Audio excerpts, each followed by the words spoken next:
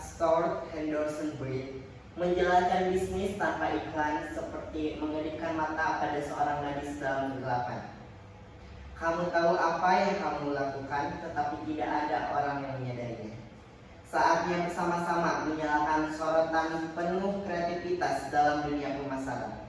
Dan inilah topik pembahasan menarik kita pada pagi ini, yang saya hormati Ibu Iis Kartini selaku dosen pengampu mata kuliah pengantar bisnis, yang saya hormati dan saya banggakan teman-teman sekalian, serta saya hadir sebagai moderator untuk membawa kita dalam perjalanan yang menginspirasi. Dan di sebelah saya bersama teman-teman kelompok 3 yang siap menghadirkan energi yang luar biasa. Di samping saya terdapat, perkenalkan, nama saya Nabila Syarifani. Perkenalkan, nama saya Abu Zaidul Ahmad. Perkenalkan, nama saya Farhan Nawawi. Perkenalkan, nama saya Nawal Kutawa. baik, untuk mengefektifkan waktu, kita langsung saja lanjut ke sesi yang pertama yang akan dibacakan, yang akan diuraikan oleh Abu Saiful Akbar selaku pemateri pertama. Untuk teman-teman yang lainnya, boleh dipersilakan duduk kembali.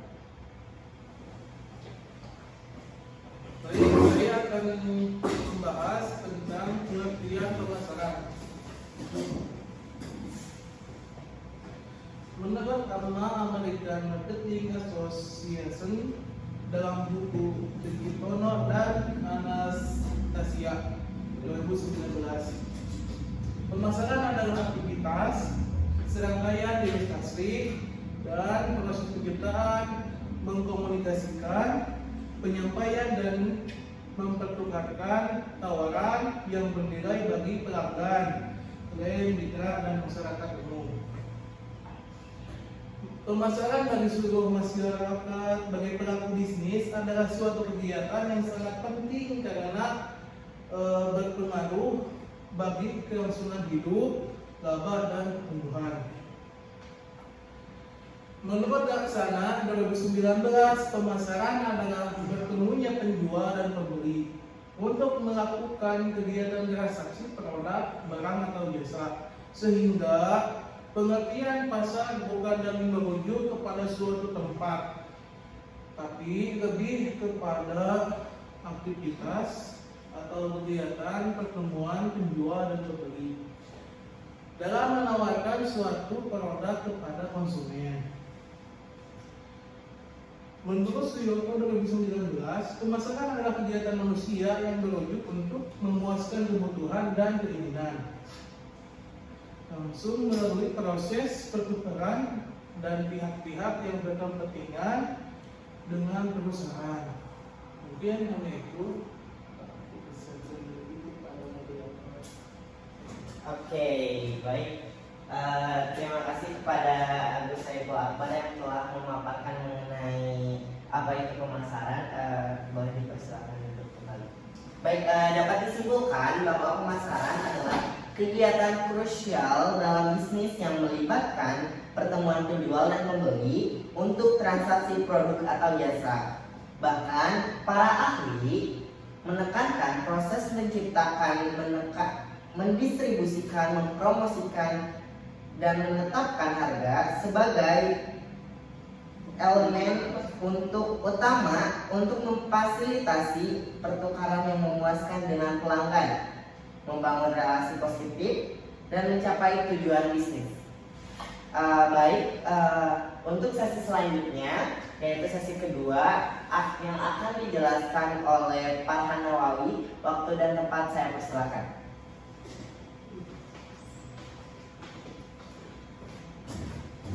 Baik, terima kasih kepada moderator yang sudah memberikan saya kesempatan untuk menjelaskan materi tentang fungsi pemasaran. Nah, ada beberapa materi dari fungsi pemasaran. Yang pertama yaitu pengenalan produk. Jadi pengenalan produk menjadi fungsi utama dalam pemasaran yang dilakukan oleh perusahaan. Dengan adanya pemasaran produk ini diharapkan produk akan lebih dikenal oleh konsumen. Nah, yang kedua yaitu ada riset. Riset memungkinkan pemasar untuk mendapatkan informasi yang tepat mengenai pasar target dari sebuah produk. Ada beberapa hal yang biasanya harus diriset dalam pemasaran produk, diantaranya adalah kepopuleran, usia, jenis kelamin, kebutuhan dan produk yang disukai konsumen. Nah, nantinya produk yang diproduksi bisa disesuaikan dengan target pasarnya sendiri. Yang ketiga yaitu ada distribusi. Distribusi yang dilakukan oleh perusahaan memastikan bahwa produk dapat mudah dipindahkan dari lokasi produksi ke tempat pasar perdagangan. Selain itu juga distribusi memastikan bahwa produk dapat mudah didapatkan oleh konsumen.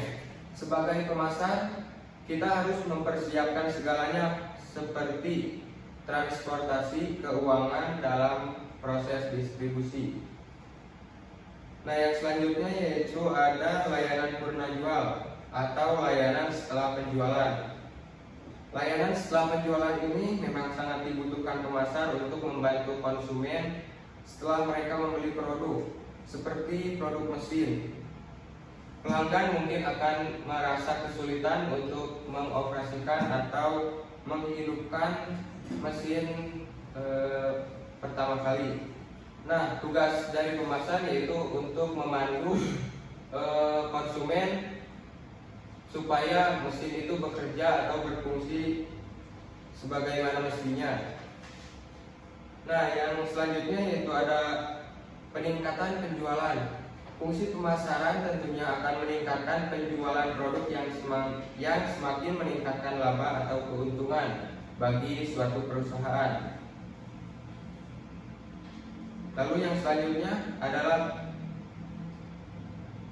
kepuasan konsumen. Strategi pemasaran tidak cukup dengan membuat produk yang berkualitas, namun terkait kepuasan konsumen itu sendiri. Karena kepuasan dan penilaian konsumen akan sangat berpengaruh untuk penjualan produk yang di masa yang akan datang. Nah, yang terakhir ada kompetisi. Fungsi pemasaran yang terakhir yaitu kompetisi. Apa sih itu kompetisi? Kompetisi adalah untuk memenangkan persaingan di pasar dalam melakukan perdagangan dengan perusahaan lain. Maka perusahaan harus melakukan pemasaran dengan menonjolkan kelebihan dari produknya sendiri. Lanjut ke materi yang selanjutnya yaitu kepatuhan pemasaran. Kepatuhan pemasaran mengacu pada seperangkat peraturan dan regulasi yang mengatur aktivitas dan praktik pemasar untuk memastikan mereka beroperasi dalam batas-batas hukum dan etika. Kepatuhan adalah aspek penting dari setiap strategi pemasaran karena membantu melindungi kepentingan konsumen dan reputasi bisnis. Nah, adapun contoh kepatuhan pemasaran, ada dua bidang paling penting yang perlu diketahui oleh pemasar. Yang pertama yaitu peraturan anti spam. Nah, banyak negara yang memiliki peraturan ketat mengenai komunikasi komersial yang tidak diminta, yang umumnya dikenal sebagai peraturan anti spam. Misalnya, negara Amerika mempunyai UU Ken Spam, sedangkan Uni Eropa mempunyai pedoman e-privasi. Nah, yang kedua yaitu peraturan privasi. Pengaturan privasi ini mengatur pengumpulan data, penggunaan dan penyimpanan data pribadi konsumen. Perusahaan diharuskan mendapatkan persetujuan dari individu sebelum mengumpulkan data mereka. Nah, dengan memberikan kebijakan privasi yang jelas dan menerapkan langkah-langkah keamanan yang sesuai, kegagalan untuk mematuhi peraturan ini dapat dihindari. Jika peraturan ini tidak dapat dihindari, akan mengakibatkan denda yang besar, tuntutan hukum, dan dan kerusakan reputasi bisnis. Terima kasih. Saya kembalikan kepada moderator. Baik, terima kasih kepada Pak Kang yang sudah menjelaskan mengenai fungsi pemasaran serta kepatuhan pemasaran, bahkan sampai contoh ya. Ini juga sangat rinci sekali penjelasan yang dijelaskan oleh Pak Han. Terima kasih kepada Pak Han yang sudah menjelaskan, boleh untuk duduk kembali. Baik, dapat disimpulkan bahwa fungsi pemasaran ini sangat melibatkan mengenai produk, riset, target, konsumen, distribusi, efisiensi, dan lain sebagainya. Serta kepatuhan pemasaran itu sendiri sangat penting untuk menjaga integritas bisnis, melindungi data dari pelanggan, dan mengurangi resiko hukum. Secara keseluruhan, pemasaran tidak hanya tentang penjualan, tetapi juga tentang membangun hubungan positif dengan konsumen dan mematuhi standar etika dan hukum. Baik, mungkin untuk selanjutnya akan dijelaskan oleh Nopal. Waktu dan tempat saya persilakan.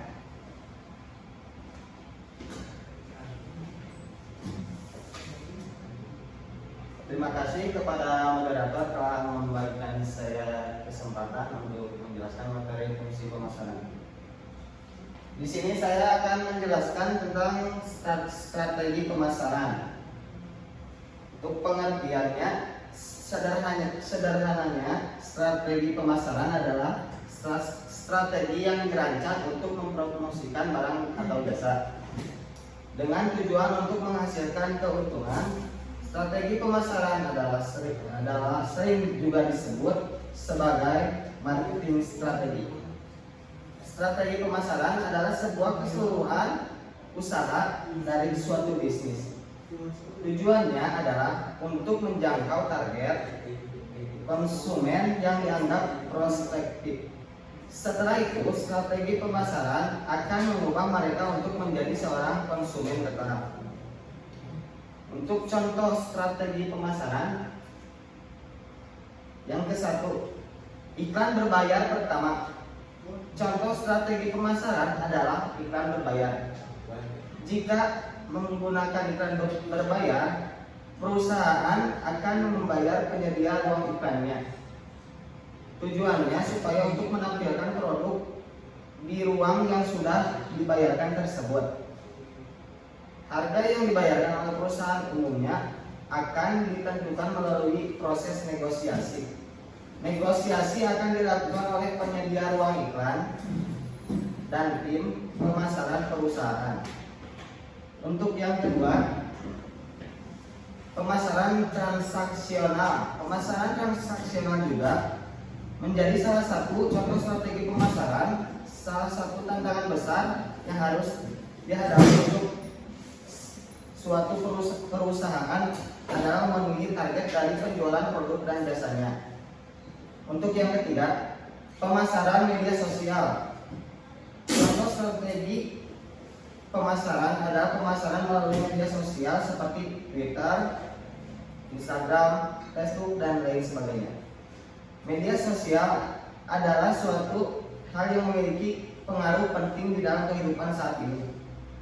Bahkan media sosial juga menjadi kehidupan kedua masyarakat. Contoh strategi pemasaran yang menggunakan media sosial adalah dilakukan tidak hanya akan mendapat target lebih banyak. Contohnya strategi pemasaran ini juga akan irit biaya. Untuk yang keempat, pemasaran interaktif.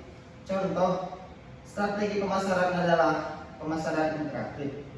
Strategi pemasaran interaktif akan melibatkan partisipasi dari para konsumen. Hal ini membuat konsumen ikut dalam proses pemasaran yang dilakukan perusahaan itu sendiri. Untuk yang kelima, pemasaran konten-konten adalah suatu informasi yang tersedia melalui media atau produk elektronik. Saat ini konten sangat menjadi daya tarik banyak pengguna media sosial.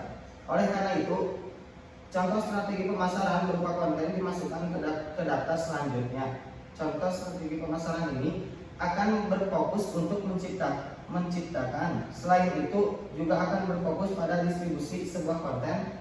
Perusahaan membuat produk menjadi relevan, bernilai, dan memiliki konsisten.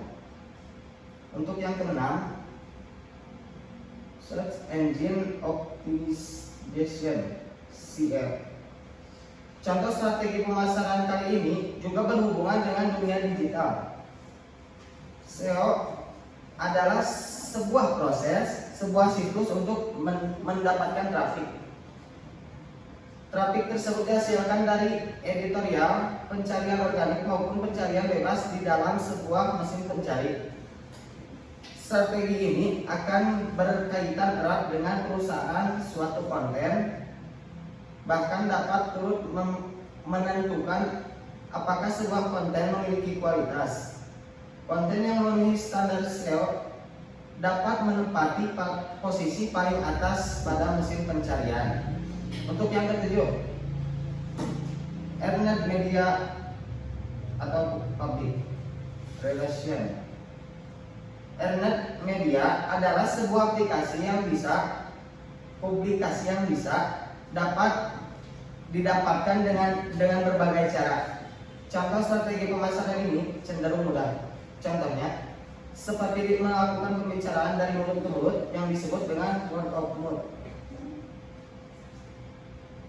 Untuk yang kedelapan, telemarketing. Telemarketing adalah salah satu contoh strategi pemasaran yang mungkin sudah tidak asing lagi. Meskipun begitu, strategi pemasaran dengan telemarketing ini masih dianggap efektif dan dapat dilakukan oleh sebagian perusahaan. Pemasaran yang dilakukan dengan cara ini menggunakan sebuah metode pemasaran secara langsung.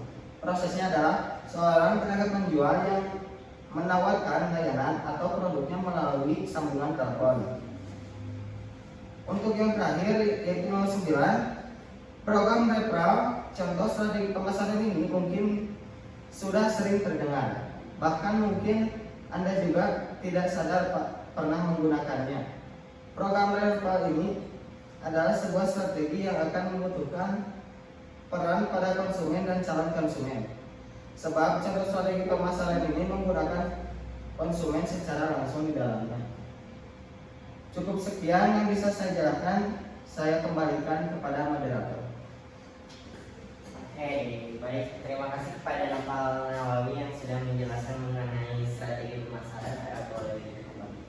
Baik, dapat disimpulkan bahwa strategi pemasaran ini sangat penting gitu ya, apalagi bagi entrepreneur gitu, orang yang mau membuka usaha. Strategi pemasaran ini sangat penting, serta ada juga dijelaskan gitu ya contoh-contoh dari strategi pemasarannya juga seperti apa gitu kan. Nah, baik, mungkin untuk selanjutnya di sesi keempat ini akan dijelaskan oleh saya sendiri mengenai konsep bauran 7P, serta nanti juga akan ada dijelaskan mengenai digital marketing. Baik, yang pertama ialah mengenai konsep bauran 7P. Konsep bauran 7P ini memiliki 7 elemen penting yang menjadi dasar untuk merancang sebuah strategi pemasaran.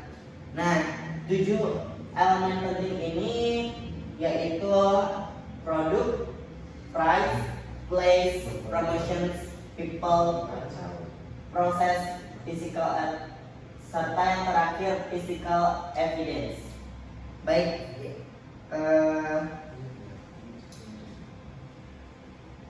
elemen-elemen ini untuk pelaku bisnis diharapkan bisa mengidentifikasi hingga merancang sebuah strategi pemasaran yang ideal bagi produk yang dimilikinya. Baik, yang pertama saya akan menjelaskan produk. Apa sih itu produk mungkin ya?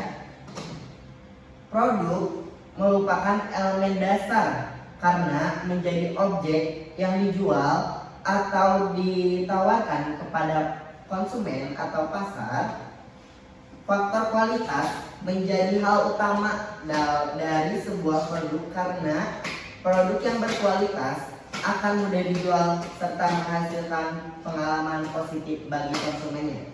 Selanjutnya yaitu price atau harga, merupakan nilai ekonomis dari produk yang akan dijual. Artinya, ada sejumlah uang yang harus dibayarkan oleh konsumen ketika ingin mendapatkan produk yang dijual. Harga merupakan bentuk pengorbanan konsumen untuk mendapatkan produk yang diinginkan. Sebagai seorang pelaku bisnis, bisa menghitung harga berdasarkan modal dan biaya produksi. Sedangkan harga ketika ditawarkan kepada konsumen sudah termasuk sejumlah keuntungan yang ditargetkan oleh pelaku bisnis sebagai pemilik tersebut. Yang ketiga ialah place atau tempat. Merupakan elemen bauran pemasaran yang dikaitkan dengan tempat atau lokasi bisnis. Tempat yang strategis bisa meningkatkan citra pelaku bisnis dan produk sekaligus memudahkan konsumen. Kesesuaian tempat dengan target konsumen bisa memaksimalkan penjualan dan keuntungan. Baik, yang selanjutnya adalah promotions atau promosi. Merupakan bagian yang penting yang menghubungkan pelaku bisnis sebagai pemilik produk dengan konsumen yang berada di pasar. Promosi bertujuan untuk menarik para konsumen kepada pelaku bisnis serta meyakinkan calon konsumen untuk membeli dan memakai produk tersebut. Selanjutnya yaitu people atau orang. Nah, merupakan elemen konsep bauran pemasaran yang berwujud sumber daya manusia atau SDM yang baik akan berdampak baik bagi seluruh perusahaan karena berpotensi memiliki performa yang baik. Selanjutnya ialah proses, yaitu merupakan elemen yang berkaitan dengan penanggulangan pelaku bisnis dalam melayani konsumen. Bagian ini diawali dari pemesanan atau order hingga produk sampai di tangan konsumen. Selanjutnya ialah yang terakhir physical evidence atau tampilan fisik. Nah, physical evidence ini berkaitan dengan citra atau tampilan perusahaan atau pelaku bisnis, desain tempat usaha, kemasan produk, hingga citra diusung merupakan bagian dari tampilan fisik. Mungkin itu saja mengenai bauran pemasaran 7P. Yang selanjutnya ialah mengenai pemasaran digital. Nah, bagi teman-teman yang menonton di sini, yang ada di sini, bahwasannya pemasaran digital pada era sekarang itu sangat penting, apalagi dengan persaingan yang sangat ketat mengenai perkembangannya suatu teknologi. Pemasaran digital bagi pelaku bisnis sangat penting. Digital marketing telah menjadi sebuah bidang pemasaran yang sedang naik daun. Selain itu, lebih hemat, strategi digital marketing juga menawarkan kemudahan dalam menjangkau pangsa pasar yang lebih kuat, lebih luas untuk mempromosikan suatu produk atau jasa. Promosi melalui internet atau digital marketing bukan lagi hal aneh di era digital pada zaman sekarang. Apalagi saat ini hampir semua orang memiliki sosial media. Tidak hanya bertujuan menjangkau pasar potensial yang lebih kuat, pemasaran digital marketing juga ini dinilai dapat meningkatkan awareness produk. Nah, mungkin ada yang bertanya gitu ya, apa itu digital marketing? Nah, digital marketing ini pada dasarnya strategi pemasaran digital atau strategi digital marketing adalah kegiatan pemasaran produk berupa barang atau jasa menggunakan media sosial atau teknologi yang berbasis digital. Sebagaimana yang telah disebutkan sebelumnya, bahwasanya penggunaan media digital ini diharapkan mampu menjangkau target pasar yang lebih luas. Secara isi atau konten, pemasaran digital tidak berbeda jauh dengan marketing konvensional. Bedanya, ada kesempatan untuk berinteraksi langsung dengan calon konsumen ketika memasarkan produk melalui internet. Jadi, selain meningkatkan angka penjualan, produk beserta keunggulannya lebih bisa dikenal.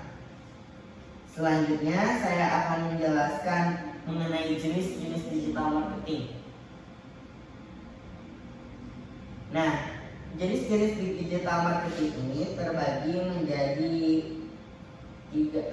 dua bagian, yaitu pertama ialah berdasarkan strategi. Nah, dilihat dari strategi pemasaran digital marketing juga dibagi menjadi dua, yaitu push digital marketing. Push digital marketing adalah salah satu jenis yang metodenya menawarkan langsung kepada pelanggan untuk mendapatkan hasil penjualan secara tepat. Biasanya, strategi ini dilakukan pada produk baru yang belum tentu bisa dikenal, dan tujuan utamanya adalah untuk exposure. Beberapa contoh digital marketing adalah endorsement produk dari pemilik usaha kepada influencer atau selebriti. Yang selanjutnya ialah full digital marketing. Nah, berdasarkan berbandingan terbalik dengan produk sebelumnya, bahwasanya pada full digital marketing ini promosi yang dilakukan tidak terlalu formal. Seperti iklan jenis ini biasanya dibuat sedemikian rupa sehingga pelanggan tertarik dan bergerak untuk mencari tahu lebih lanjut informasi tentang produk yang dijual. Tujuan utama full digital marketing adalah meningkatkan awareness serta loyalitas pelanggan. Contohnya, jenis pemasaran digital marketing ini adalah konten SEO di sebuah situs atau iklan, pemasaran digital marketing, liputan media, giveaway, atau promosi potongan harga di marketplace.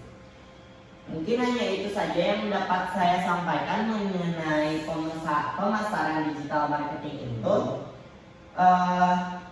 Materi yang saya sampaikan ini sangat menarik sekali bagi teman-teman sekalian yang ingin membuka usaha baru mengenai digital marketing. Mungkin selanjutnya akan langsung saja ke sesi yang selanjutnya akan dibahas oleh Nadila Saifani mengenai pengembangan merek serta dan yang lain. Waktu dan tempat saya persilakan. Baik, terima kasih kepada moderator yang sudah mempersilahkan saya untuk membahas materi selanjutnya. Tadi sudah dijelaskan bagaimana mengenai pengertian, fungsi, terus kemudian apa itu strategi marketing, digital marketing. Dan selanjutnya saya akan menjelaskan bagaimana pengembangan merek. Merek Anda adalah apa yang merek Anda adalah apa yang pelanggan pikirkan tentang mengenai kepribadian Anda. Contohnya, ketika kita membuka usaha, misalnya usaha baju nih. Nah, di situ kita membuat merek yang bersangkut pautan dengan baju supaya para pembeli ini berminat untuk mengikuti atau membeli dalam produk yang kita buat. Kemudian, untuk mengembangkan merek ini bisa berupa logo, warna, atau nama yang menarik sehingga menarik perhatian para konsumen.